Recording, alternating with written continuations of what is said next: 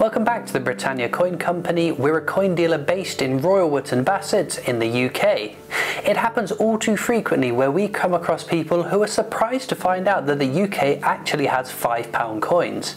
Most of us are used to the polymer £5 notes and the cotton £5 notes before that, but they are much less aware of the £5 coins which the Royal Mint regularly creates. Much less aware than they are of, say, a 50p or a £2 coin which you regularly use in your change. So in today's video we're going to be looking at the £5 coin. The first modern £5 coin, as we know it today, was minted in 1990 to celebrate the 90th birthday of Queen Elizabeth, the Queen Mother. It was designed by Leslie Durbin, who designed a range of the old round pound coins along with a couple of other coins too. The coin features a rose and a thistle, the national flowers of England and Scotland, either side of the Queen Mother's crowned cipher.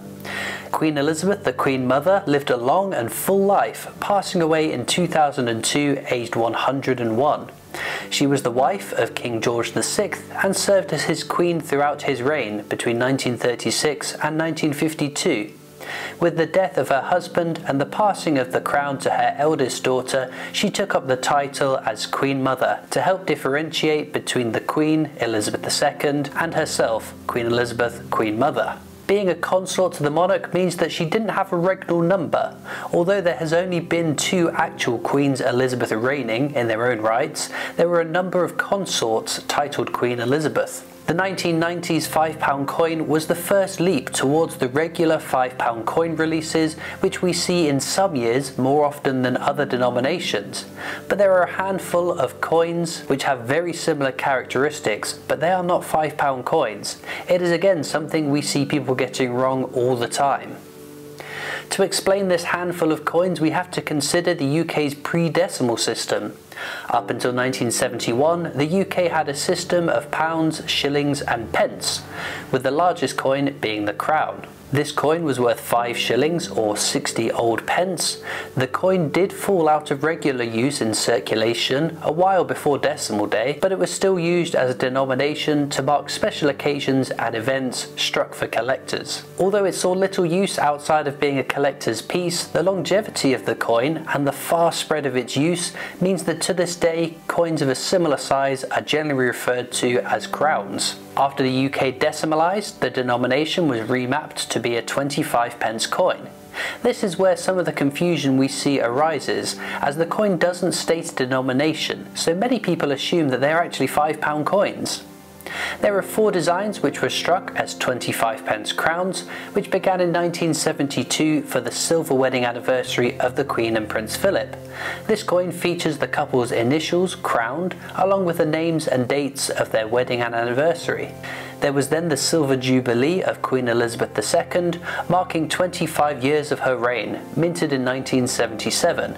We see an intricate design on the reverse with the ampulla and golden spoon, which are artifacts used in the coronation ceremony. The obverse, though, is an interesting one, with a unique portrait of the Queen on horseback, which is a theme that we would see used time and time again, and it directly inspired an alternative portrait to the coins of her Platinum Jubilee.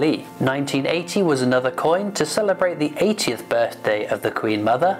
To the centre we see the portrait of the Queen Mother surrounded by bows and lions, one could assume in reference to her family name. The last 25p crown was minted in 1981 to celebrate the wedding of then Prince Charles and his wife Lady Diana Spencer. An interesting coin, if only to see a portrait of the prince who has now become our king, and who we will see minted on our coins from now until the end of his reign. We then see a pause until the newly classified £5 coins, so why the jump in value then? Well, it was deemed that having such a large coin with such a small denomination was just no longer viable. Even though the 25p crowns were not minted with the intention of them being used in circulation, many of them were gifted to schools or purchasable at face value from post offices and other places, but they weren't coins that you'd be buying your groceries with. Although the new £5 coins were first seen in 1990, there were actually £5 coins struck over 150 years before. But again, these are very different from the £5 crowns we've been looking at. The first £5 coin was equivalent quintuple or 5 sovereign. They are impressively large gold coins, 5 times larger than the standard sovereign, and given that a sovereign's face value was and remains £1, the 5 sovereign had and retains a face value of £5. The gold in one of these impressive coins, though, far exceeds this. So as I said, they are very different and very much in a league of their own by comparison. The first 5 sovereign was minted in 1826, although a pattern coin was also struck in 1820. You can think of a pattern coin as an experimental piece to examine the viability of minting new denominations, new styles of coins, variants of existing coins, or just testing out new designs. Since 1990 though, the £5 crown coins have absolutely exploded in numbers. There have been numerous designs celebrating royal occasions, weddings, jubilees and births, but also celebrating other themes such as literature, sporting events and legends of British music, such as the coin which was released today, the Dame Shirley Bassey commemorative £5 coin. One of the more recent successful £5 coin ranges was the long-running Queen's Beast collection. This saw Jody Clark, who you will know the work of as he designed the 5th and final portrait of Queen Elizabeth II minted onto our coins. He designed 10 coins for the Queen's Beast series, which features each of the heraldic beasts which lined Westminster Abbey for the Queen's coronation in 1953. These beautifully designed coins include a range of beasts from the more everyday creatures such as the White Greyhound of Richmond or the White Horse of Hanover to the more fascinating mythical creatures such as the Yale of Beaufort and the Red Dragon of Wales. These proved hugely popular in base metal, silver and gold, with some of the pinch points in the series retailing for well over their original sales prices. The collection was finished with an impressive completer coin which features each of the beasts around the portrait of the Queen to the centre. This elegantly designed coin brought an end to the impressive series, but the mantle would be taken up quickly by a new and current collection. After the success of the Queen's Beasts, we saw the start of the Royal Tudor Beast series, taking their designs from the creatures which lined the moat bridge at King Henry VIII's Hampton Court Palace. We have seen a number of designs released so far, and they will continue for a number of years until the final 10th coin, or possibly the 11th coin, assuming that they may release a completer coin for this series too. So why is it surprising to many that the UK has £5 coins, when there is such a plethora of different designs over quite a period of time then? Quite simply, this all comes down to their usage. Much like the 25p crowns or the pre-decimal crowns of the 1900s, they aren't regularly used in circulation. They are legal tender with a value of £5, but legal tender doesn't mean that there is an expectation for them to be spent. Legal tender is a very narrow term when talking about coin collecting. It limits their practical use to being really only to settle debts, rather than for use in supermarkets or in the wallets and purses of the public. Some banks may accept them as deposits, but it won't be the easiest transaction that you've ever done at a bank, I can assure you.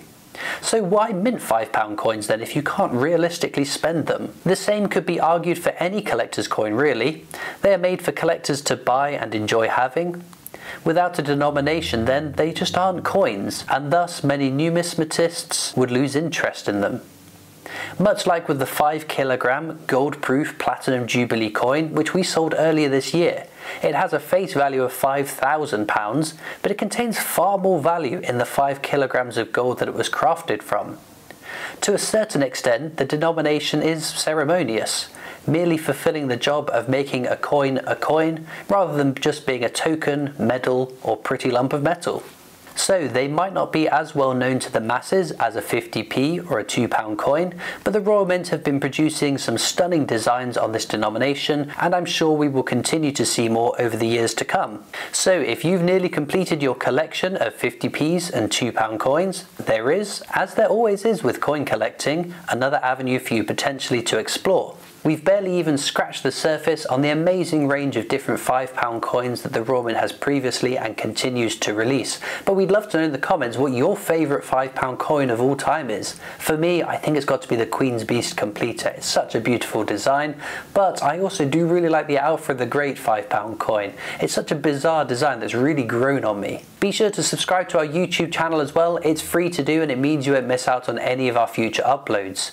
You can also follow us on Instagram and Facebook, where we post lots of pictures of our coins. There'll be links in the description of this video to our website for some of the coins we've featured today, if you'd like to purchase any for yourself. We're also on Twitter and TikTok. We have our shop and online store, and I'll see you next time for more amazing coins from the Britannia Coin Company.